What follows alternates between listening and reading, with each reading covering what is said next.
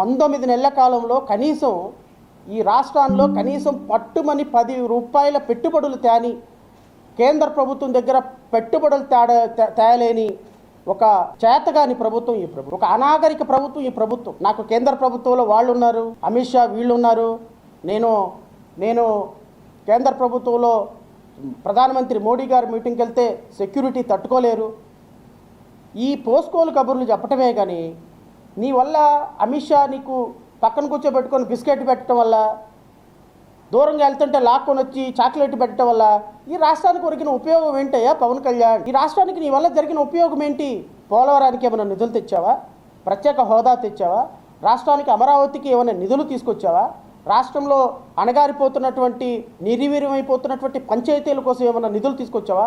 Statutory పరంగా మనకు వచ్చే నిధులు కాదు నేను అడుగుతుంది.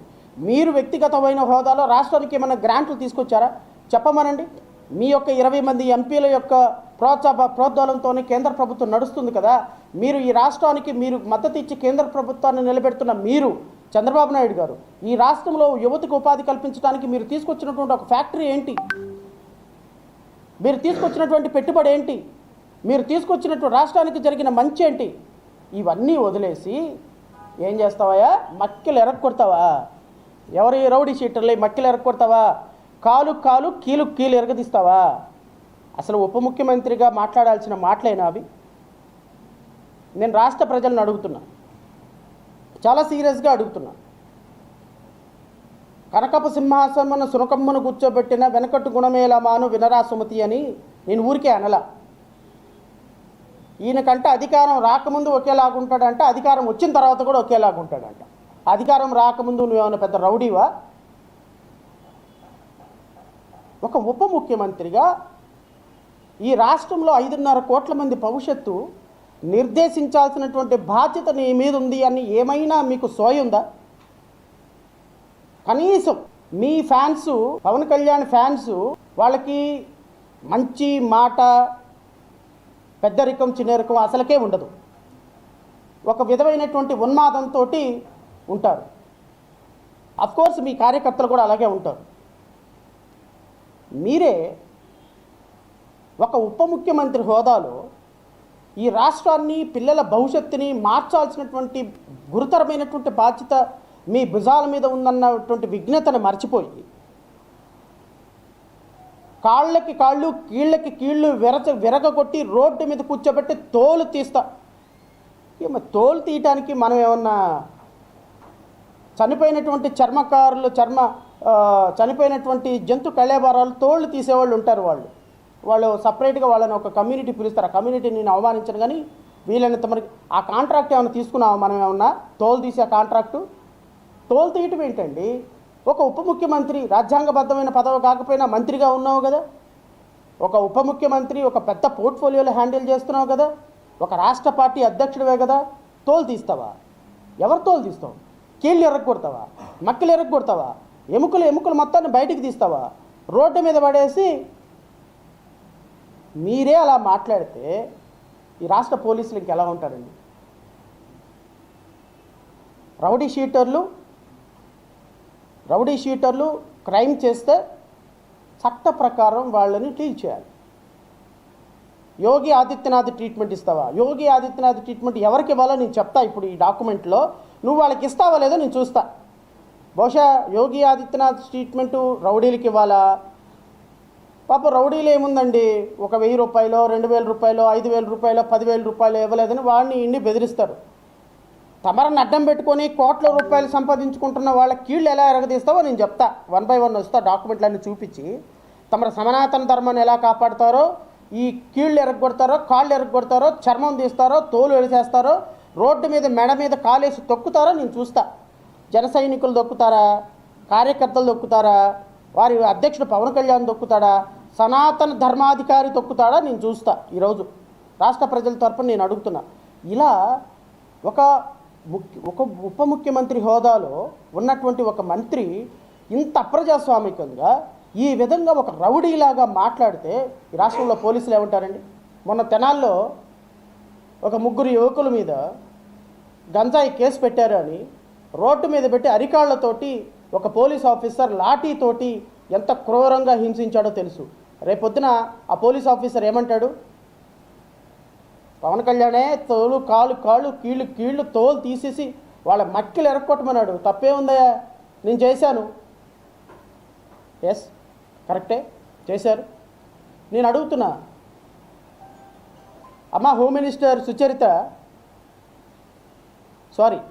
అనిత, మంగళపూడి అనిత, అమ్మ హోమ్ మినిస్టర్ అనిత గారు, అమ్మ 2024 జూన్ 11 నుంచి ఇప్పటి వరకు నాకు తెలిసి రమారమి 6000 పైన కేసులు, ఎన్డీపీఎస్ కేసులు రాష్ట్రంలో నమోదైనాయి అమ్మ. 6000 పైచిలుక కేసులు, 2 లక్షల కేజీలకు పైగా గంజాయిని పట్టుకున్నారు. మరి వాళ్ళందరినీ ఎందుకు తీసుకొచ్చి రోడ్డు మీద పెట్టి కొట్టలేదమ్మా? అంటే వీళ్ళు ఎస్సీ కాబట్ట, వీళ్ళు ముస్లిమ్స్ కాబట్ట, వీళ్ళు బీసీలు కాబట్టి మీ పవన్ కళ్యాణ్కి చులకన. అదే కందుకూరులో అయితే కాపుల మధ్య ఏదైనా జరిగినప్పుడు పరిగెత్తుకుంటా చీరకొంగి ఎగ్గట్టుకొని పరిగెత్తుకుంటూ వెళ్ళిపోయి ఒక్కొక్కళ్ళకి 30 లక్షల రూపాయల డబ్బులు, 10 ఎకరాల పొలం ఇచ్చేసేసి చంపించినోడికి సన్మానం చేసి వచ్చారు. గంజాయి అమ్మాడు అన్న ఎలిగేషన్తోనే ఇంకా కోర్టు వాళ్ళకి శిక్ష వేయలా. అంటే గంజాయి కొన్నారో అమ్మారో అని ఎలిగేషన్ ఉంటే రోడ్డు మీదకి తీసుకొచ్చి కొడతారా? మరి 6000 కేసుల్లో మిగతా వాళ్ళని ఎందుకు కొట్టలేదమ్మా మీ పోలీసులు? మరి పవన్ కళ్యాణ్ గారు చెప్పారు కదా, తోలుకు తోలు కాలుకు కాలు కీలుకు కీలు తీసేయమని. అంటే ఒక ఉప ముఖ్యమంత్రి హోదాలో ఈ విధంగా మాట్లాడితే రాష్ట్రంలో ఉన్న పోలీసులకి ఎలాంటి సంకేతం వెళ్తుందో అన్న స్పృహ లేదు. నేనే ఒక రాష్ట్ర పార్టీ అధ్యక్షుడిగా ఒక ఉప ముఖ్యమంత్రి హోదాలో కొట్టండి, చంపండి, నరకండి, తోలు తీయండి, బట్టలు ఓడదీసి రోడ్డు మీద తిప్పండి అని రెచ్చగొడితే మన కార్యకర్తలు ఏం చేస్తారు అన్న సోయ లేదు. ఈ బొంగులో పార్టీకి సంబంధించినటువంటి ఎమ్మెల్యేది ఎవరిదో పెట్టలేదని ఆ కార్యకర్తలు వెళ్ళిపోయి నరికేస్తాం, పొడి చేస్తామని ఆ యూనివర్సిటీ మొత్తాన్ని నానా బీభత్సం సృష్టిస్తే నీలాంటి పార్టీ కార్యకర్తలు నువ్వే ఎలా ఉంటే నీ కార్యకర్తలు ఇంకెలా ఉంటారు? మీరే ఈ విధంగా సోయ లేకుండా, స్పృహ లేకుండా సినిమా డైలాగులు చెప్తూ ఎందుకు మాట్లాడుతున్నామో, ఎలా మాట్లాడుతున్నామో, ఉప ముఖ్యమంత్రిగా మాట్లాడుతున్నామా, ఒక హోదాలో మాట్లాడుతున్నామా అని హోయ లేకుండా జానీ సినిమాలో ఒక రౌడీ షీటర్ మాట్లాడినట్టు, వీధి రౌడీ మాట్లాడినట్టు. నేను అదే అంటున్నా, జానీ సినిమాలో క్యారెక్టర్కి పవన్ కళ్యాణ్ రియల్ క్యారెక్టర్కి పెద్ద తేడా ఏం లేదు. ఆ జానీ సినిమాలో సిఐ పట్టా అని కొడుతుంటే అంతే నుంచుంటాడు. నేను ఈ మధ్య షార్ట్స్లో చూసిన ఆ క్యారెక్టర్కి ఉప ముఖ్యమంత్రిగా నిన్న మాట్లాడిన క్యారెక్టర్కి ఏమైనా చిన్నపాటి తేడా ఉందో రాష్ట్ర ప్రజలు గమనించండి. మా పార్టీ భావించేది ఏంటి అంటే, పబ్లిక్గా 1000 మంది ఉన్న సభలో రౌడీ షీటర్లని లేకపోతే తప్పులు చేసేవాళ్ళని ఆ విధంగా కాళ్ళకు యోగి ఆదిత్యనాథ్ ట్రీట్మెంట్ ఇవ్వటం అంటే ఎన్కౌంటర్ చేయాలనుకుంటున్నారు. మీరు యోగి ఆదిత్యనాథ్ని మీరు ఎందుకు నిన్న తీసుకొచ్చారో అనేది నాకు పూర్తిగా అర్థమైంది.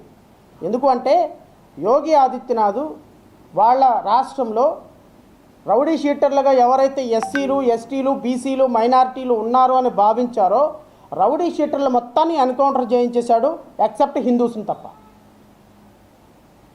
ఈరోజు మీరేం సమాధానం ఇవ్వాలనుకుంటున్నారంటే, ఈ రాష్ట్రంలో ఈరోజు నేను ముఖ్యమంత్రి అయితే రాష్ట్రంలో ఎన్కౌంటర్లు చేసేస్తా. ఎన్కౌంటర్లు ఎందుకు చేస్తారండి? ఎవరిని చేస్తారు? ఎవరి వల్ల తప్పులు జరుగుతున్నాయి? మీ కూటమి ప్రభుత్వంలో వెళ్ళి ఆ పచ్చగొడ్డ కట్టుకుంటాడు పనికిమాలిన ఎమ్మెల్యే ఒకడు ఉన్నాడు, మెంటల్ గాడు, వాడిని అడగండి వెళ్ళి. కొలుకులపూడి శ్రీనివాస్ ఎవరెవరయ్యా ఇక్కడ మాఫియా చేస్తుంది, ఇసుక మాఫియా ఎవరు చేస్తున్నారు, ఇక్కడ లిక్కర్ మాఫియా ఎవరు చేస్తున్నారు, ఇక్కడ ప్యాకాట్ ఎవడు ఆడిస్తున్నాడు, ఏ ఎంపీ ఆడిస్తున్నాడని మీరు వెళ్ళి ఆ పనికిమాలిన ఎమ్మెల్యేలు అడిగితే ఆ పనికిమాలిన ఎమ్మెల్యే మొత్తం నీకు లిస్టు మొత్తం ఇస్తాడు ఆధారాలతో సహా. వాడి తోలుతి ఎంపీ తోలు. ఆయన ఒక ఎమ్మెల్యే రిజర్వ్డ్ కాన్స్టిట్యున్సీలో ఒక అమ్మాయిని రాజుకి తీసుకెళ్ళి రేప్ చేసి ఒక 20 సార్లు ఆ పాపని రేప్ చేసి ఆ పాప చేత తెలుగుదేశం కార్యకర్త అని చెప్పేసి ఆమె హైకోర్టులో కేసు పెడితే వాళ్ళ భర్తను కిడ్నాప్ చేసి కేసు విత్డ్రా చేసుకుంటున్నాడే, ఆయన మీద చూపించిన ఈ ప్రతాపం. పిఠాపురంలో ఒక ఆడపిల్లని రేప్ చేసి టీడీపీ పార్టీ అధ్యక్షుడు, చిన్న పాపను రేప్ చేసి తెలుగుదేశం పార్టీ అధ్యక్షుడు రేప్ చేసినటువంటి వ్యక్తి ఉన్నాడే, వాడి కోలు కాలు కీలుతీ వాళ్ళకిది. మీ కాపులకు సంబంధించినటువంటి ఒక హెడ్ మాస్టరు నిన్న పిఠాపురంలో కొత్తపల్లి పోలీస్ స్టేషన్ పరిధిలో ఉన్న ఒక స్కూల్లో పిల్లల్ని మీరు ఎస్సీ వాళ్ళు ఏం పీకుతారా అని అన్నప్పుడు వాడిని తీసుకొచ్చి అక్కడి నుంచి తీసుకెళ్ళి కాకినాడ ట్రాన్స్ఫర్ చేయించుకున్నారే బెటర్ ప్లేస్కి, వాడిని తోలు. రాష్ట్రంలో ఇప్పటి వరకు జరిగిన 36,000 మంది మహిళల మీద అఘాయిత్యాలు చేసినటువంటి వాళ్ళని తోలు ఆయన 75% మీ టీడీపీ వాళ్ళే ఉన్నారు దాంట్లో, మీ జనసేన వాళ్ళే ఉన్నారు దాంట్లో. మీ ఫ్లెక్సీ పెట్టలేదని చెప్పేసి నానా బీభత్సం చేశారు, యూనివర్సిటీకి వెళ్ళి వీసీని కూడా బెదిరించి, వాళ్ళని నాయన తోలు.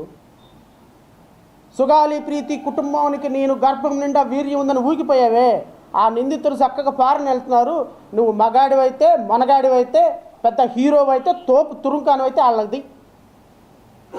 వాళ్ళది నాయన నీ సనాతన ధర్మాధికారి. మొవల నగేష్ కేసులో కాలేజీ మేనేజ్మెంట్ని నీ కాలేజీలో చేయించుకొని నీ పార్టీలో కోట్ల రూపాయల పొలిటికల్ ఫండ్ తీసుకున్నావు కదా, నువ్వు మగాడివైతే మనగాడివైతే వాళ్ళంది తోలు.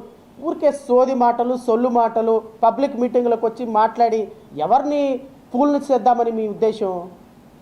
మీరు ఎట్లా మాట్లాడతారు? మీ కార్యకర్తలేమో రోడ్ల మీద ఎగబడతారు, మీ పోలీసులేమో ఇష్టం వచ్చినట్టు లా అండ్ ఆర్డర్ని బ్రేక్ చేసి రోజుకు ఒకరిని తీసుకొచ్చి లాకప్లో పెట్టి హైకోర్టుల ముందు చేతులు కొట్టుకొని నిలబడతారు. అదేమనంటే వ్యవస్థలన్నీ మీ చేతుల్లోనే ఉన్నాయి. ఒక రాష్ట్రంలో 164 సీట్లు ఇచ్చి మిమ్మల్ని కూర్చోబెట్టింది దేనికోసం? యువతకి ఏమన్నా ఉపాధి కల్పిస్తారు అని లేదు, రాష్ట్రం ఏమన్నా బాగు చేస్తారని లేదు, రాష్ట్రానికి ఏమన్నా పెట్టుబడులు చేస్తారని అన్ని కాగితం మీద పెట్టుబడులే, ₹1 పెట్టుబడి లేదు. రాష్ట్రంలో ఇండల్జ్ చేయాలనేటువంటి ఒక కుతంత్రంతో నిన్న పర్పస్ఫుల్గా మీరు యోగి ఆదిత్యనాథ్ని మాట తీసుకొచ్చారు. ఎందుకు? ఏ రౌడీలు ఎవడన్నా అంటే పని చేయమంటేనంట ఈయనకంటే చెవులో వచ్చి చెప్తున్నారంట, సార్ మీరు ఎవరైతే అడుగుతున్నారో వైసీపీ గోండాలు సార్, వాళ్ళంతా మమ్మల్ని చంపేస్తారు సార్ అని. మరి అటువంటిప్పుడు ఎందుకు చేతికి గాజులు వేసుకొని దిగిపోవా ఉప ముఖ్యమంత్రిగా? నీ అధికారుల చేత నువ్వు పని చేయించుకోలేనప్పుడు నువ్వెందుకు ఉప ముఖ్యమంత్రిగా? కాదు, ఇంకా 19 నెలలైనా 20 నెలలైనా కూడా ఇంకా ప్రభుత్వ అధికారులు పాత గవర్నమెంట్నే భయపడుతున్నారు అంటే మీరు దేనికి? మీరు ఉప ముఖ్యమంత్రిగా దేనికి? మీరు ముఖ్యమంత్రిగా దేనికి? మీ లా అండ్ ఆర్డర్ దేనికి? మీరు ఏ విధంగా మేము చట్టాలను తయారు చేస్తాం, అద్భుతమైన చట్టాలను తయారు చేస్తామో, రాష్ట్రంలో శాంతి భద్రతలను తీసుకొస్తామని చెప్పిన సొల్లు కబుర్లు ఏమైపోయినాయి?